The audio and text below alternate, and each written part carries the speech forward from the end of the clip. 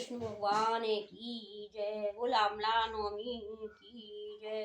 कार्तिक उतरते नवमी को आमला नवमी कहते हैं। आमला नवमी को आमले के वृक्ष की पूजा करते हैं। जल बोली उली चावल गुड़ भारी बतासा आमला एक ब्लाउज दक्षिणा जलाते हैं। दिया और धूप जलाकर 108 फेरे दे।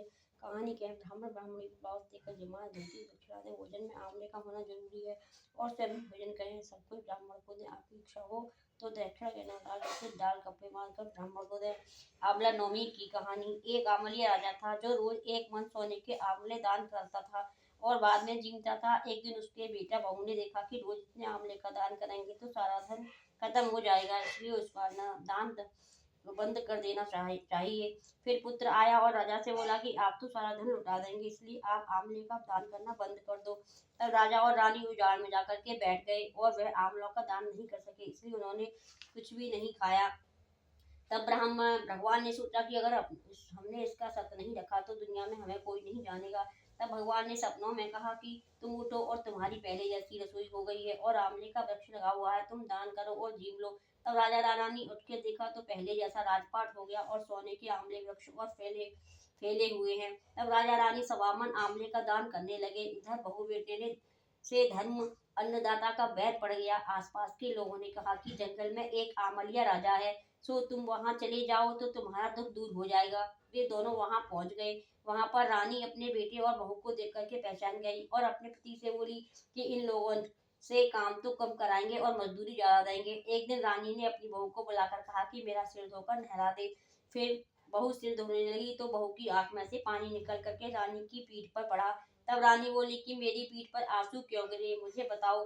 तो बहू बोली कि मेरी भी सासू की पीठ पर ऐसा ही मसला था और हमने उसे घर से निकाल दिया। वह एक मन आंवले का दान करते थे तो हमने उन्हें भगा दिया। तब सासू बोली कि हम ही तुम्हारे सास ससुर हैं, तुमने हमें निकाल दिया परंतु भगवान ने हमारा सत रखा है। हे भगवान, जैसा राजा रानी का सत रखा ऐसा सबका रखना। कहते सुनते सारे परिवार का सत रखना। इस कहानी के बाद बोल विष्णु भगवान की जय।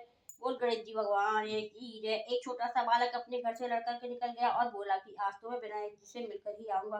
तब लड़का चलते चलते उजाड़ के चला गया। विनायक जी ने सोचा कि मेरे नाम से इसने घर छोड़ा, इसलिए इसे घर भेजे, नहीं तो जंगल में शहर वगैरह खा जाएंगे।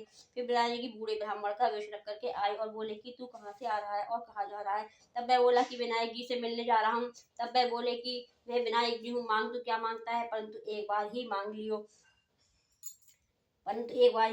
वह लड़का बोला कि क्या मांगू, बाप की कमाई में रखूं, हाथी की सवारी करूं, दाल भात मुट्ठी परोसे, ढोकला मुट्ठी भर कर डोल, स्त्री ऐसी हो जैसी फूल गुलाब का। तो विनायक जी बोले कि लड़के तूने सब कुछ मांग लिया, जा तेरा ऐसा ही हो जाएगा। फिर वह लड़का घर आया तो देखा और छोटी सी बिलोड़ी चौकी पर बैठी है और घर में बहुत सा धन हो गया। तब वह लड़का अपनी माँ से बोला कि देख माँ, मैं कितना धन लाया हूँ, विनायक जी से मांग कर लाया हूँ। हे विनायक जी महाराज, जैसा उस लड़के को धन दिया वैसा सबको देना। कहते सुनते अपने परिवार को धन देना। बोल गणपति महाराज की जय। विष्णु भगवान की जय। ओम जय जगदीश हरे, स्वामी जय जय दीननाथ हरे। भक्त जनों के संकट, दास जनों के अवगुण पद में दूर करे। ओम जय जगदीश हरे, जो ध्यावे फल पावे, दुख बिनसे मन का, स्वामी दुख बिनसे मन का, सुख संपत घर आवे, कष्ट मिटे तन का। ओम जय जगदीश हरे, एक अगोचर सबके प्राणपति, स्वामी सबके प्राणपति,